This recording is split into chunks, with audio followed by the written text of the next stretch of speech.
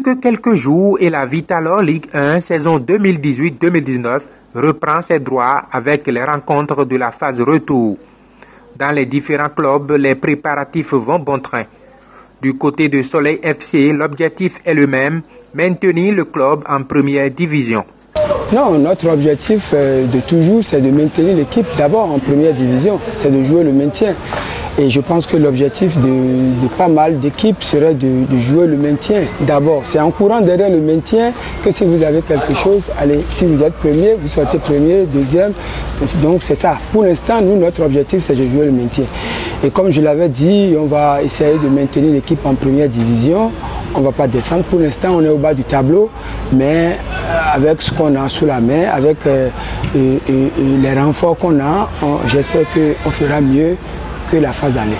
L'atteinte de cet objectif nécessite des sacrifices et le club n'a pas lésiné sur les moyens pour renforcer son effectif sur le marché des transferts. Et nous, dans le mercato, on a essayé d'étoffer notre groupe et qu'on ne va pas bien sûr dévoiler, ce que vous allez constater au cours des matchs, à la phase aller. Donc, malgré une difficile phase aller, le club a tout de même connu un moment de joie avec la sélection en équipe nationale A de son gardien de but, Kachon Abiola. Oui, c'est une immense joie parce que, vous savez, et moi je le dis toujours, et dans la vie, il n'y a pas le hasard, tout est mérite. Donc moi je dis que pour le fait que mon gardien a été pelé en équipe nationale, ce n'est pas un mérite, quand bien même il n'a pas fait une bonne phase aller du championnat. Et le coach Dussier l'avait déjà repéré dès son arrivée à Cotonou avec les juniors. À Accra et à Cotonou, il avait fait de très bons matchs, il avait fait de gros matchs. Donc c'est pourquoi le coach Dussier a continué par le suivre dans le championnat, malgré qu'il encaissait des buts et tout. Il tirait son épingle du jeu. Le coach Jonas Bidé justifie le choix de son gardien et l'encourage à travailler davantage. Kachon a été appelé comme troisième gardien et au dernier moment, il a mérité. Bon, voilà.